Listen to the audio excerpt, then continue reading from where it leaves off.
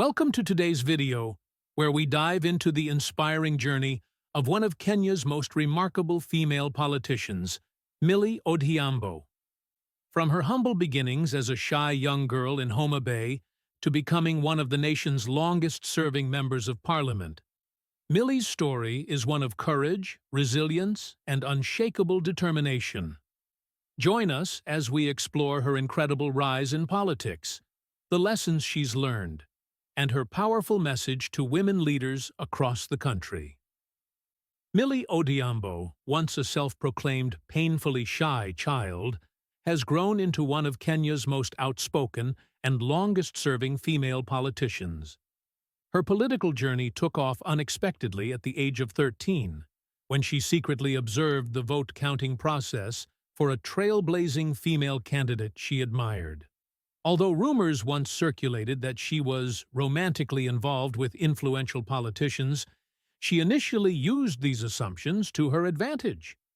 However, today she advises women in politics to succeed on their own merits, warning against using manipulative tactics to gain power. Odhiambo's political rise is a story of courage, seizing opportunities, and relying on inner guidance and providence. Today, she is the longest-serving member of parliament in Kenya and holds the position of minority whip. Her journey into politics can be traced back to an event in 1979 when she snuck into a regional vote-tallying center in Homa Bay. At that time, only 5 women had been elected to parliament since Kenya gained independence. Millie, along with other eager onlookers, waited for the results of the Karachuonyo constituency vote count. After a dramatic recount that lasted until dawn, Phoebe Asio was declared the winner, defeating the then-powerful KANU politician Okiki Amayo. Millie's political awakening had begun. Her passion for politics was also shaped by her father, Harrison Odhiambo, who tragically died in a boating accident when she was just 7 years old. He had been campaigning for the Karachuonyo parliamentary seat at the time, a race that made a lasting impression on Millie. Her father's role as a prominent figure in Nyanza politics further immersed her in the world of politics during her childhood. Although she grew up surrounded by politics, Millie did not initially aspire to be a politician.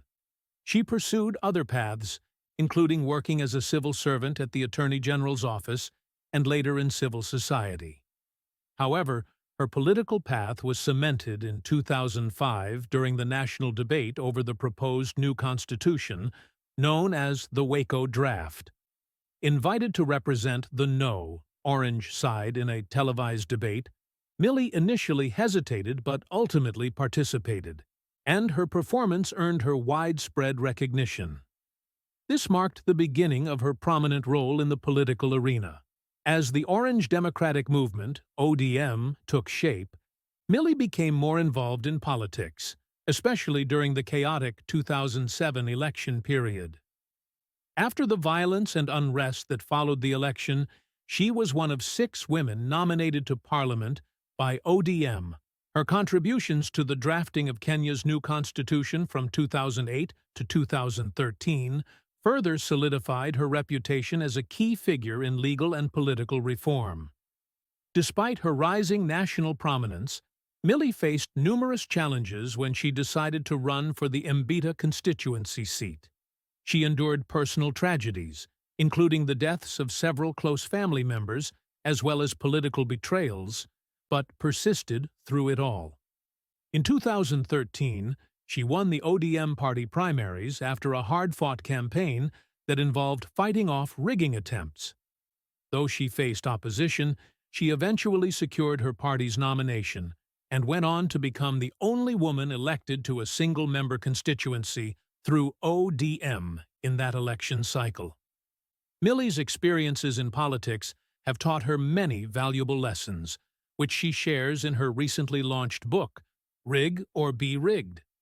In the book, she offers practical advice to aspiring female politicians, emphasizing the importance of soft power, strategic planning, and engaging with the media.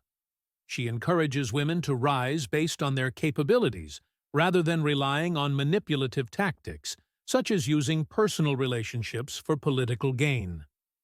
Millie also highlights the power of branding and the need for women in politics to support each other rather than tearing each other down.